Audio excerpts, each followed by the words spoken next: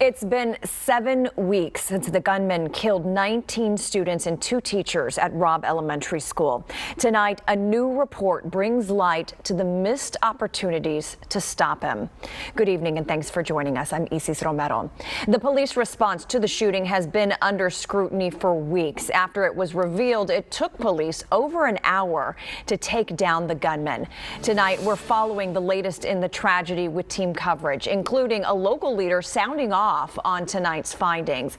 But first, our Henry Ramos read through that report. He gives us a look at what could have been done to save lives. Henry? Well, you see, here it is. This is the 26-page report highlighting those opportunities when police could have stopped the shooter before he went inside the school. And tonight, I spoke with an expert whose previous work was referenced in this report.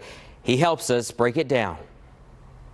It's just absolutely disheartening to see that there's so many opportunities, as they pointed out, to stop this tragedy. Terry Nichols is a retired police chief and founding member of Alert, the same group at Texas State that released the report on the Uvalde attack and response. The big motto here, and has been for quite some time with this training, is stop the killing and stop the dying.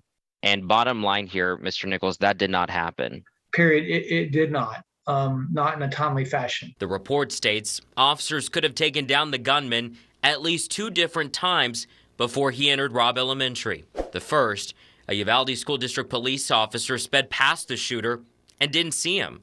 Second, a Uvalde police officer saw the gunman approaching the school carrying a rifle and asked for permission to shoot.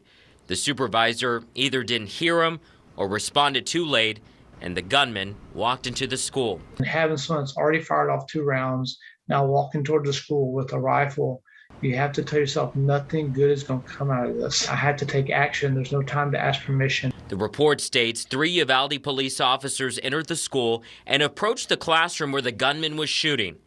The gunman fired at the officers and they retreated. When the rounds are going off, we have momentum. We've got to push. We've got to push. As time went by, more officers arrived in the hallway. That was also an issue, according to the findings. If you got 2 teams occupied in the hallway, we've got a problem, because if someone pops out in between us, we're both going to be shooting each other. Bottom line, Nichols says the officers lost momentum. From when the first officers arrived on scene, it took 1 hour, 11 minutes, and 26 seconds to kill the gunman. As the report states, lives could have been saved. I think he was just lying in wait, wondering, what are those cops doing? And guess what? We're all looking hindsight and saying the same thing. What were we doing? And the other part of this report, the actions officers could have taken. They could have used the windows in the classroom doors to their advantage to engage with the shooter. The experts say they could have broken the classroom windows from the outside.